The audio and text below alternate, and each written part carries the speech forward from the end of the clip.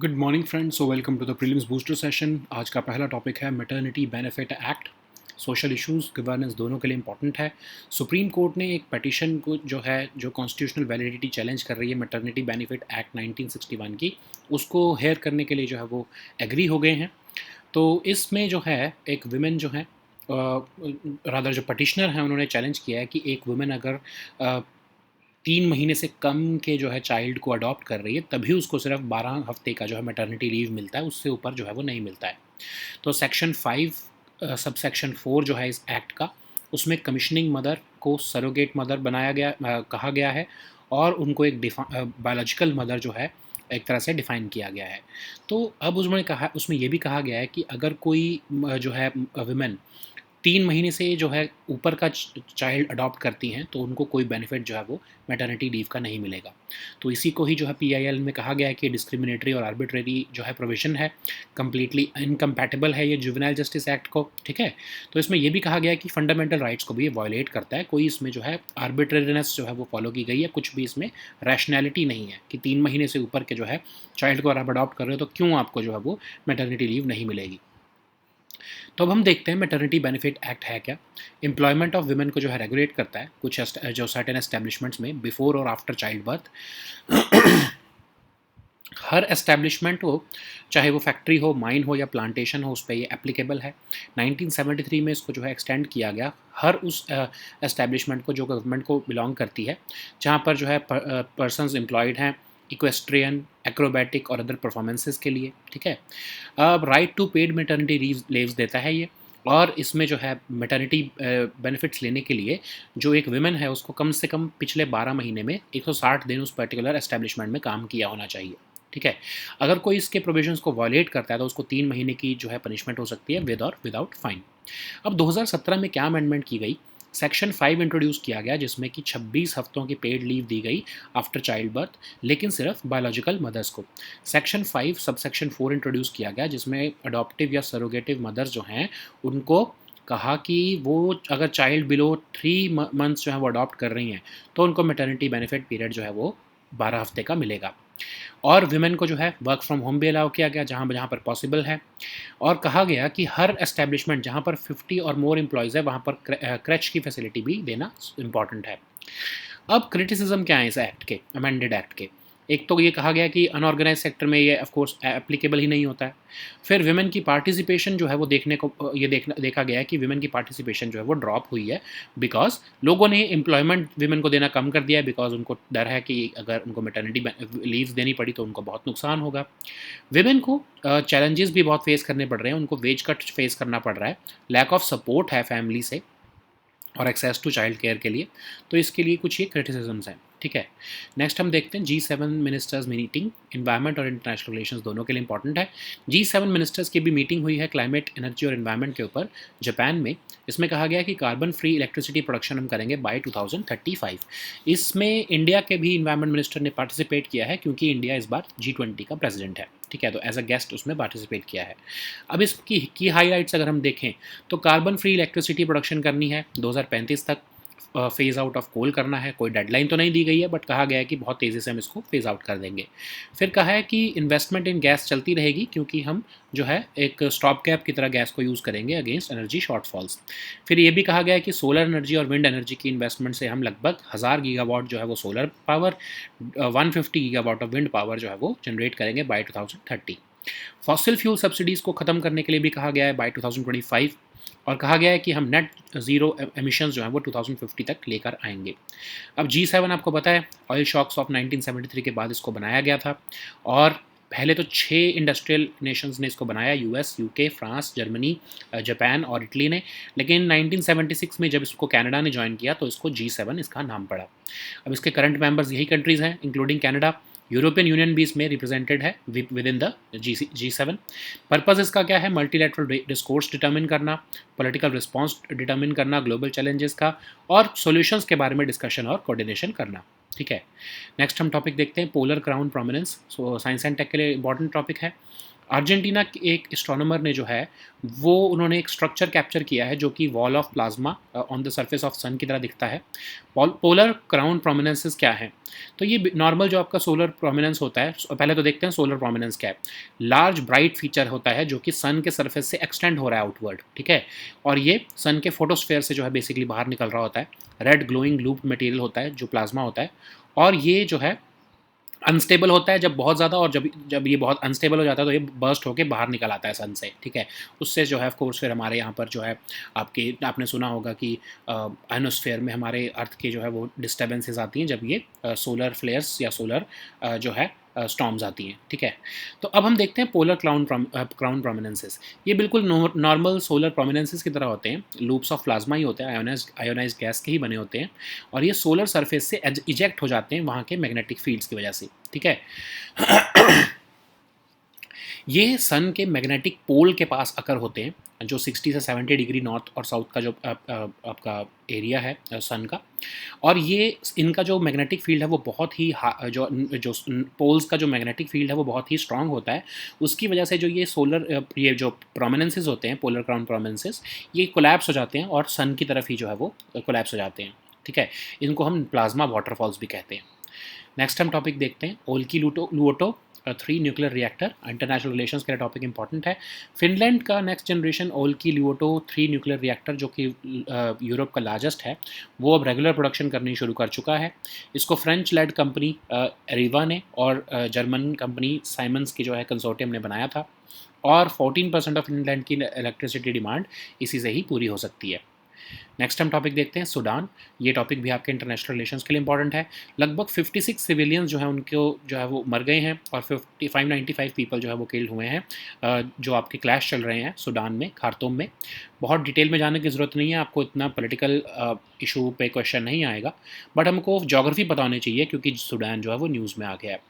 North eastern Africa में located है।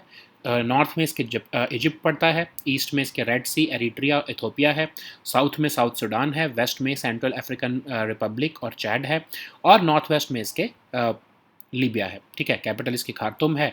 Nile river जो है और उसकी ट्रिब्यूटरीज इसमें ड्रेन होती हैं। मुस्लिम पॉपुलेशन सबसे ज़्यादा डोमिनेटेड है यहाँ पर, और अरेबिक यहाँ की प्राइमरी लैंग्वेज है। नेक्स्ट हम टॉपिक देखते हैं CGHS स्कीम। तो ये टॉपिक आपके गवर्नेंस के लिए इंपॉर्टेंट है। तो सेंट्रल गवर्नमेंट हेल्थ स्कीम जो है उसमें कंसल्टेशन चार्जेस और रूम रेंट को जो है लिमिट को हाइक कर दिया गया है ministry of health and family welfare द्वारा, ताकि जो बेनिफिशरीज हैं वो ज़्यादा बेनिफिट ले सकें। तो सेंट्रल गवर्नमेंट हेल्थ स्कीम है क्या? हेल्थ केयर फैसिलिटीज़ देने की स्कीम है रजिस्टर्ड एम्प्लॉयज़ और पेंशनर्स को, जो सेंट्रल गवर्नमेंट ऑफ इंडिया को बिलोंग करते थे, और उनको रीइंबर्समेंट मिलती है, कैशलेस फैसिलिटीज़ में मिलती हैं स्कीम में। जैसे आपकी हेल्थ इंश्योरेंस में जो फैसिलिटीज़ होती हैं वही इसके अंदर भी फैसिलिटीज़ हैं। OPD treatment, medication cost, indoor treatment, investigations, ये सारी इंक्लूडिंग इन प्राइवेट हॉस्पिटल्स, ये ट्रीटमेंट का जो है वो रीइंबर्समेंट या फिर कैशलेस फैसिलिटी मिलती है। सिर्फ एलोपैथी ही नहीं, होम्योपैथी, आयुर्वेदी और यूनानी की ट्रीटमेंट के लिए भी हेल्थ कॉस्ट कवर की जाती है। नेक्स्ट हम टॉपिक देखते हैं Epstein Barr virus. Social issues के लिए टॉपिक इंपॉर्टेंट है। तो एक रीसेंट स्टडी हुई है, ये कहा गया है कि एप्स्टीन बार वायरस जो है वो सलाइवा से प्राइमरीली स्प्रेड होता है, और ये कैंसर में इवॉल्व हो सकता है। One of the most common human viruses है वर्ल्ड में। बॉडीली फ्लूइड्स, खासकर सलाइवा से ये स्प्रेड होता है।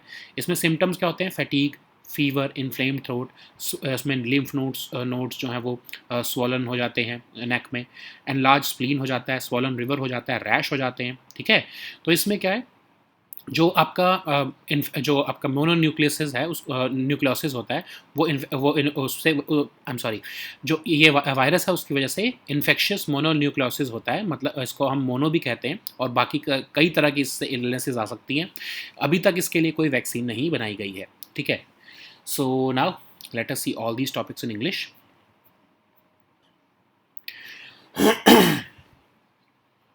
So the first topic is Maternity Benefit Act. So this topic is important for your social issues and governance both. Supreme Court has recently agreed to hear a petition which has challenged the constitutional validity of Section 5, subsection 4 of Maternity Benefit Act of 1961. This section is stating that a woman who has legally adopted a child below 3 months of age will be entitled to 12 weeks of maternity leave and not beyond that. Okay, so under this section 5 subsection 4 of this act, the term commissioning mother has been defined as the surrogate mother, and it has been defined as the biological mother also. So a woman who is adopting a child who is older than 3 months will not get the benefits. So the public interest litigation which has been filed in the court is saying that this particular uh, section is discriminatory and arbitrary, and it is completely incompatible with the Juvenile Justice Act and also the objective of the Maternity Benefit Act.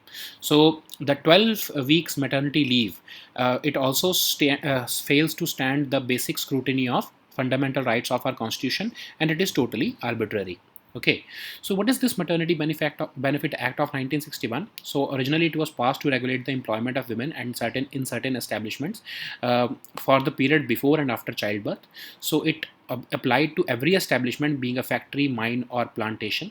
In 1973, it was also extended to certain establishments belonging to the government, and it basically gives the right to paid maternity leaves. For availing maternity benefits, a woman must have worked in the establishment for at least 160 days in the last 12 months preceding the date of her expected delivery, and anyone violating the provisions of this act could result in 3 months punishment with or without a fine. So, what were the amendments in 2017? So, it amended the section 5 of this act to allow 26 weeks of paid leave after childbirth, but only to biological mothers. So, section 5, subsection 4 was also inserted to ensure that adoptive or surrogate mothers who are legally adopting a child below the age of 3 months would be entitled to maternity benefit period of 12 weeks. So it also allowed the women to work from home wherever possible, and every establishment having 50 or more employees shall have the facility of crèche as per this amended act. But there are certain criticisms despite this magnanimity in this amendment. It is saying that the critics are saying that women in the unorganized sector cannot avail these benefits. Women's participation has also dropped in more than 5 out of 10 sectors because of the implementation of this act. So because the employers are not willing to employ women who are especially going to get a baby. So after maternity, women also face several challenges, like they have to face wage cuts, and they have lack of support from family and access to childcare. So the next topic is G7 ministers meeting. This topic is important for your international relations. So G7 ministers and also your environment section. So G7 ministers have recently met in Japan to discuss about climate, energy, and environment, and they have committed themselves to work towards ensuring carbon-free electricity production by 2035. So even the environment minister of India was also invited as a guest because of India being the president of G20 this year. So what are the key highlights of this meeting? So they have committed that they will ensure carbon-free electricity production by 2035, and they will also accelerate the phasing out of coal. But there has been no specific deadline when the coal would be phased out. Also, they have given the leeway for continued investment in gas because this would be considered as a stopgap against energy shortfalls. They have also decided that they will accelerate solar and wind energy investments to produce 1000 gigawatts by 2030 and 150 gigawatts of wind power by 2030. Okay, so they have also decided that fossil fuel subsidies are inconsistent, so they would be eliminated by the year 2025. Also, net zero greenhouse gas emissions by 2050 has also been pledged. Okay, so what is G7? So it emerged after the oil shocks of 1973 and the corresponding financial crisis. So the heads of world's 6 leading industrial nations met in 1975, including US, UK, France, Germany, West, Japan, and Italy, and they were joined later in 1976 by Canada. That's how G7 came into existence. So currently, all these 7 members are the member states of G7, and European Union is also represented within the G7. What is the purpose of G7? So of course, it determines the course of multilateral discourse. It shapes political response to global challenges, and it provides a platform to discuss and coordinate solutions regarding the major global issues. So the next topic is polar crown prominence. This topic is important for your science and tech section. Recently, an Argentina-based astronomer has captured a structure which looks like a wall of plasma on the surface of the sun. So it is being called as the polar crown prominences, but for that to understand, we have to understand what is a solar prominence. So it is basically a large bright feature which is extending outward from the sun's surface, and it is basically coming out of the sun's photosphere. So these are red glowing loop material which is also called plasma, and it is erupting when this structure becomes unstable, it bursts outwards. So this is also what is polar crown prominences also, but they occur near the sun's magnetic poles. They are loops of plasma or ionized gases, and they are because near the poles of the sun there is stronger magnetic fields. So that's why these prominences collapse backward toward the sun itself, and they are also called plasma waterfalls. So the next topic is Olkiluoto 3 nuclear reactor. This topic is important for your science and tech section and your international relations also. Finland's next generation Olkiluoto 3 nuclear reactor, which is the largest in Europe, has recently gone into regular production. It is the pressurized heavy water reactor which is located in Finland, and it is built by a French-led company of Arriva and Siemens, which is of course a German company, and it covers approximately 14% of Finland's electricity demand, which is about 1600 megawatts. So the next topic is Sudan. This topic is again important for your international relations. So at least 56 civilians have been killed and 595 people have been killed total during the clash in Khartoum, that is the capital of Sudan. So a lot is being done, a lot is being happening in Sudan from the last few days, but you do not need to go into the politics of that particular area. You just need to have an understanding of the geography of Sudan. So it is located in northeastern Africa. It is bounded by Egypt in the north, Red Sea, Eritrea and Ethiopia on the east, South Sudan by the south, and Central African Republic and Chad on the west, and of course Libya by the northwest. Its capital is Khartoum, and it composes of vast plains and plateaus which are that are drained by the Nile River and its tributaries. The country is dominated by Muslim population, and Arabic is their primary language. So the next topic is CGHS scheme. This topic is important for your governance section. So Union Minister of Health and Family Welfare has recently hiked the consultation charges and room rents under the central government health scheme, which is of course a similar health insurance scheme basically for the government employees and their pensioners. So basically it's a healthcare. It gives healthcare facilities to registered employees and pensioners of the central government, and it provides reimbursement and cashless facilities to the under this scheme to the members. So not just allopathy, but homeopathy, Ayurveda, and Unani facilities are also available. So these beneficiaries can undergo treatment at any empaneled private hospital of their choice and avail all these facilities mentioned here. Okay. So the next topic is Epstein-Barr virus. This topic is important for your social issues. So recent study has shown that Epstein-Barr virus, which primarily spreads through saliva, it can evolve into cancer also. It is one of the most common human viruses in the world, and it generally spreads through bodily fluids, especially saliva, and it can cause infectious mononucleosis. Its symptoms include fatigue, fever, inflamed throat, swollen lymph nodes, enlarged spleen, swollen liver, a rash. Currently, there is no vaccine to prevent against this infection. Okay, so these were our topics for today. We'll meet next time with new topics. Until then, goodbye and take care.